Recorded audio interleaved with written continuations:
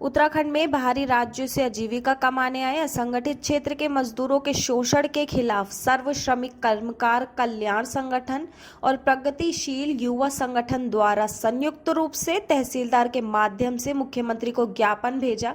आपको बता दें, मजदूरों का शोषण रोकने एवं दुर्घटनाओं में मारे गए मजदूरों को उचित मुआवजा देने के साथ ही मजदूरों को कार्य के दौरान जरूरी उपकरण उपलब्ध कराए जाने की मांग उठाई गई है। इस दौरान दोनों संगठनों ने संयुक्त रूप से तहसील परिसर में नारेबाजी भी की। वहीं सर्व श्रमिक कर्मकार कल्याण संगठन के अध्यक्ष उमेद राम और प्रगतिशील युवा संगठन के अध्यक्ष रमेश कुमार ने संयुक्त रूप से अपने बयान में कहा कि मौजूदा समय में उत्तराखंड में निर्माण कार्यों के लिए उत्तर प्रदेश सहित अन्य बाहरी राज्यों से आकर श्रमिक कार्य कर रहे हैं, मगर उन्हें सुविधाओं के नाम पर कुछ नहीं दिया जा रहा है। दोनों ने अपने संयुक्त बयान में आगे कहा कि उत्तराखंड के निर्माण का कार्य करने वाले मजदूरों का शोषण ठेकेदारों द्वारा किया जाता है। उन्होंने कहा, मजदूरों को उचित सुरक्षा उपकरण उपलब्ध कराए जाए, साथ ही दुर्घटना में मारे जाने वाले मजदूरों को उचित मुआवजा दिया जाए। यहाँ पर आप देखेंगे यूपी से और अन्य जगहों से लोग मजदूर यहाँ काम कर रहे हैं, लेकिन कोई श्रम कानूनों का पालन नहीं किया जा रहा है और लगातार मजदूरों दुर्घटना से मजदूरों की मौत हो रही है। सबसे पहले हमारी ये डिमांड है कि मजदूरों को सुरक्षा उपकरण उपलब्ध कराया जाए श्रम लेबर कोड द्वारा।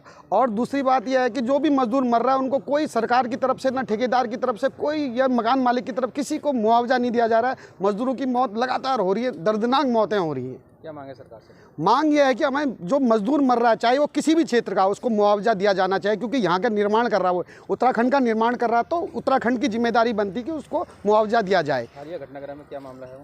उसमें क्या है कि दो मजदूर जो पुल में काम कर रहे थे बागेश्वर में, सरयू नदी के ऊपर, छुट्टी का दिन था, दिवाली के दिन सारी दुनिया पूरे भारत में छुट्टी मनाई जाती है, लेकिन मजदूर को ठेकेदार से काम कराया जाता था बिना सुरक्षा उपकरणों के। अगर उनको बेल्ट बदी होती तो वो मजदूर कभी उनकी जान नहीं जाती। तो इस तरह से काम कराया जाए, मजदूरों की जान की कोई कीमत नहीं समझी जा रही है उत्तराखंड में। हमने हमारे उत्तराखंड सरकार से ये मांग की है कि श्रम विभाग में जो भी योजनाएं आती हैं वो मज़दूरों तक नहीं पहुंच पाती हैं, और हमें मज़दूरों को जो उत्तराखंड राज्य में असंगठित क्षेत्र में मज़दूर काम कर रहे हैं उनको असुरक्षित तरीके से ठेकेदार लोग उनसे काम करा रहे हैं, और बहुमंजिली इमारतों में काम कराया जाता है बिना सेफ्टी के आधार पर, बिना हेलमेट के आधार पर और बिना सेफ्टी शूज़ के आधार पर।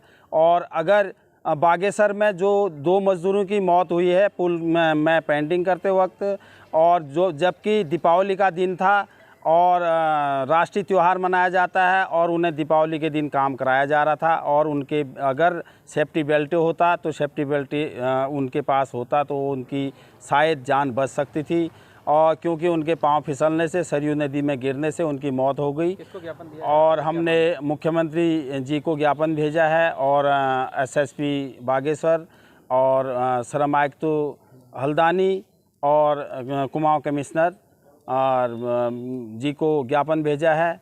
और हम मांग करते हैं कि सेफ्टी के साधन मुहैया कराए जाएं श्रम विभाग द्वारा, और असंगठित क्षेत्र में सभी ठेकेदारों को जो है सुरक्षित तरीके से मजदूरों से काम कराया जाए।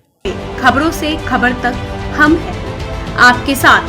ताजा खबरों को जानने के लिए हमारे चैनल को लाइक और सब्सक्राइब करें। यदि आपके आसपास कोई घटनाक्रम या ऐसी कोई जन समस्या है तो हमें जरूर भेजें।